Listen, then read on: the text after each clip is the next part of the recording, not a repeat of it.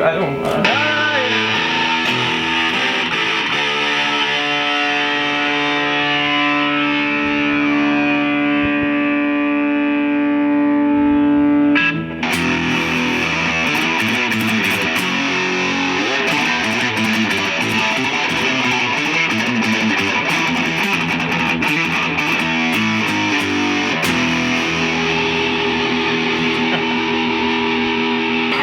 I'm still trying to find the cat. I don't know where the cat is. Hey, you didn't I didn't shave. shave, so I look more tough.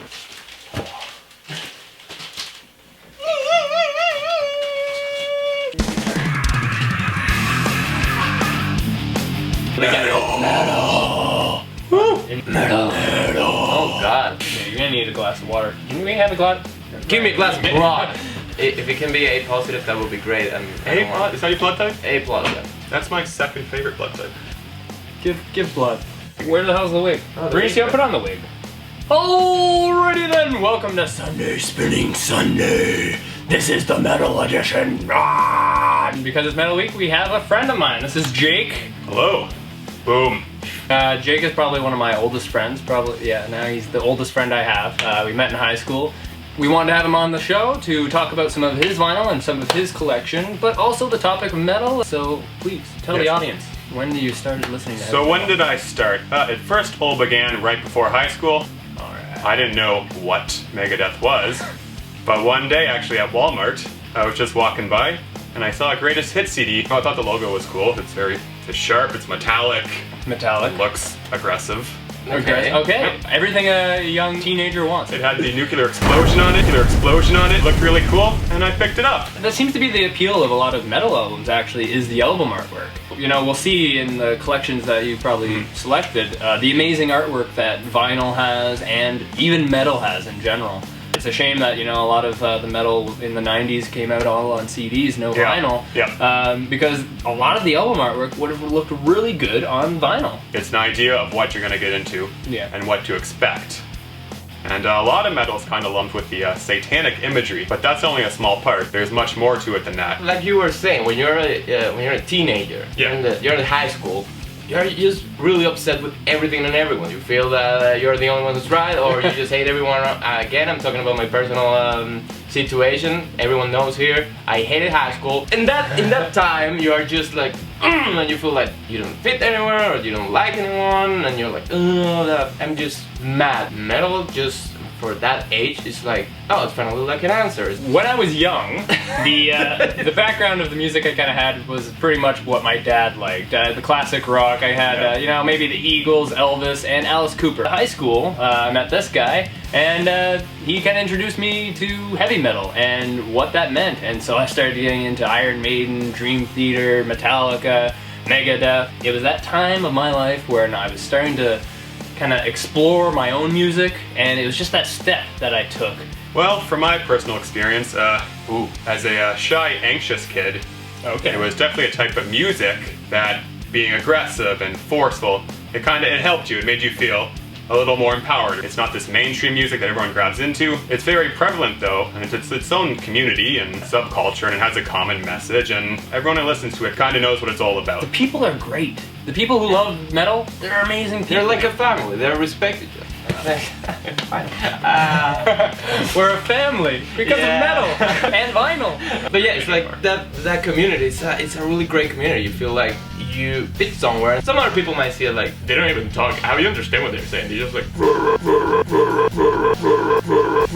Well, there's something more behind it. That kind of music was like a relief. Oh, that moment of just. Thanks. That's what it was for me. I still love it. Have a great place in my heart. Yet now I'm more, I don't know. I listen to more things. A little more varied. Yeah, I open my music taste to another frontiers. Frontiers. Yeah. Ooh, Final Look at it. Frontier. I'm learning English. The thing I love about it, and once again, is with the community and like, yes, the people who are into metal are very nice, but it's awesome because you can spot them. Because of the t-shirt. It's easy to start a conversation with a metalhead because you can just be like, hey, I like that band too! You like Judas Priest? I like Judas Priest. You like Iron Maiden? I like Iron Maiden. You want to be friends? Well, I hope you like Dream Theater. Yes. All right, then let's be Of course, friends. it's just like a huge family. It's no one's gonna be criticizing. Like maybe happens more with like the other genres, like pop or something like that. Yeah. There's a cat there. Hey, yeah. There's a cat there. Maybe just to dive into the vinyl section. So Jake, say something about your vinyl and show us some of the artwork. The first one, definitely a defining metal album. Iron Maiden's The Number of the Beast. This was the first Iron Maiden album to have Bruce Dickinson as the vocalist. Their first two albums were a bit more punky, a little more kind of a dirty sound. Once they got Bruce, it gave them that operatic, epic sound. Oh yeah. The voice that could reach the back of the theater and just belt out these big anthems. And that's kind of the best part of this Maiden album, is some of the songs it provided, such as Run to the Hills, The Number of the Beast, Hallowed Be Thy Name, I'd say are all Iron Maiden classic songs. And it kind of got them on the map for sure. Some would say it's the quintessential Iron Maiden album. Do you agree? Yes. So it has the classic Iron Maiden sound. You got the galloping Steve Harris bass lines, you got Bruce's big operatic voice, you got the dual guitars going with Adrian Smith and Dave Murray. That's kind of, it kind of led the framework for all their next albums from there. So this is actually a reissue version. This has the picture disc. Oh my god. Ah, oh, look As at you can that. see, Oh my goodness. both sides have a different image. Ooh. It's an awesome addition to an otherwise awesome album. I brought my my Iron Maiden album. I only have one album on vinyl, but I do have their entire studio collection on CD. And rebuying them on vinyl, that's going to take a long time. But I did want to pick up Killers because it was my personal favorite. Not Bruce It's an awesome Dickinson. album. It's great album, second album. And one that I really want, which I was listening to today in the shower, was Seventh Son of a Seventh Son. I saw that tour a couple of years ago. I think they're one of the few big heavy metal bands that actually plays South America. Actually, I went to an Iron Maiden concert in Venezuela. Live, they're amazing. And Bruce. So much energy. Fantastic. That guy, he's He's hopping around everywhere. He's He's like the Freddie Mercury of metal. That voice, that attitude with the audience. If you see that guy live, the way he, the costumes he's wearing, Got the big flag he waves big around. flag, he's just Big Union Jack. screaming and doing this to the audience. He has that Freddie attitude that I would just love, and I think he's one of the best ones. He doesn't even need a mic. He could No, he could doesn't just need a yell. mic. He can just yell, and you will listen to that guy. Sorry, there's a dog right here. How's it going, man? Pretty good. Am I on? Well, your voice. Oh, okay. Do you have anything to say about metal? No. Like aluminum? I think the Beatles had a good metal album in the 60s. Okay. Sgt. Pepper, but I could be wrong. Sgt. Pepper. Okay. The next album I want to look at is And Justice for All by Metallica. This album came out in 1988. It was their fourth album. Good year. It was the first album after the death of their bassist, Yeah. Cliff Burton, and that actually produced a dramatic change in their sound. They got a new bassist for this album, it was Jason Newsted. But the interesting thing about this album is the bass is essentially not there. It's really just two guitars and drums. You can't hear the bass, and I think there was actually tension between him and the rest of the members. So all Cool. the bass comes from the drum, basically. Yeah, Yeah, Lars. But they definitely took a more progressive direction. The songs were longer, they were more diverse. I think the average song length is between 6 and 10 minutes. It was definitely Lars' best drumming. He's known for having rather simple and boring drumming. So Cool. he was considered the Ringo of metal. Yeah. Lars, the first albums, He was the wasn't- Ringo of metal. He wasn't even the best bassist in Metallica. Oh, got that reference. Show us your last one that you Last had. album I wanted to look at was my favorite band in high school, Megadeth. Please tell us about Megadeth. Okay, so Countdown to Extinction was their fifth album. It came out in 1992. It was definitely a change for them. It was the first album where the songs were a bit more slower, they were shorter, they were more melodic. Before they'd been purely aggression, speed, the fastest, heaviest stuff. Right. That's actually because Dave Mustaine, the lead singer, had gotten kicked out of Metallica, and he kind of wanted to come back and have this better, faster, harder band. Faster, harder, Hunger. band. This was their most commercially successful album. It came out after Rust in Peace, which many consider their best album. It was kind of an answer to Metallica's Black Album. They took a different direction, they slowed down. Megadeth kind of did the same thing a couple of years later. What you get is an awesome album. It's still got the technical solos. The riffs are aggressive. It's what you expect from a more mature band. Is this actually your favorite Megadeth album? I just want to know. It'd be Rust in Peace and Countdown to Extinction. Another album that I brought over was Judas Priest. Screaming! He should sing for the band. Right?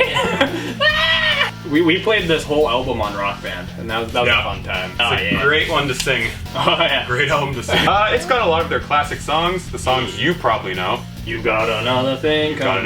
Coming, Electric Eye. Yeah. Maybe Screaming for Vengeance, the title track itself. Every song on it. Great, fantastic. So I don't know, we're probably gonna have to play this game a little bit later, but we have a game. It's all about metal. This kind of reminds me of high school when, you know, we got into metal and all we did was play cards. At lunch. At lunch. Before we wrap up, I also kind of want to know why you got into vinyl. I'd always wanted to. I don't know, something that's a hobby, it drew me to it. Part of it's the artwork for sure. It allows more expression, you can do more things, it's a bigger picture. I think the main thing is, it's just a more attentive and focused medium. Rather than say, today I want to listen to whatever band. You go online and you download their whole discography. With this, you're generally selecting one album because it's expensive. You have to pick something you think you're gonna like, and you're actually gonna listen to. At the same time, it's not that convenient, so when you're picking something, it's actually what you like and what you want to listen to. And vinyl seems to be what we do while we play poker. And you know, I think it's a great little social thing. Why did you start playing vinyl during the poker night? That's a good question. It was definitely a good chance to listen to it. Okay. And play different albums over a few hours. Let other people listen and pick things that they'd want to try or that they hadn't heard before. Yeah, it's very specific, so it's not like, oh yeah, what do you want in all of YouTube and all of my music collection? It's like, okay, from my collection of vinyl, what do you want to listen to? You're seeing what I like, and also most of the people who came to play generally have nothing to do with vinyl.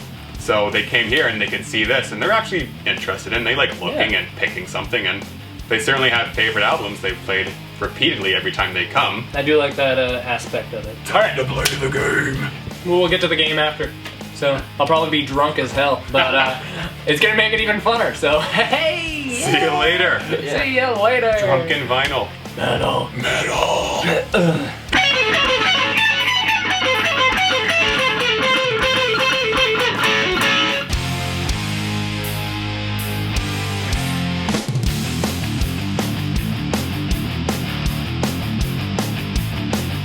One more quick question. What was your band's name again? Oh, it was... I'm gonna get home and tell my mother I talk with the f***ers all day. Thank you. And yes, the love you. That they sure do. What do the f***ers love to do? They love to. Okay, well, thank you, Ryan, for coming onto our show. No problem, mate. This is Carl, and I'm signing out from WTNT in the Morning Live. See you next time.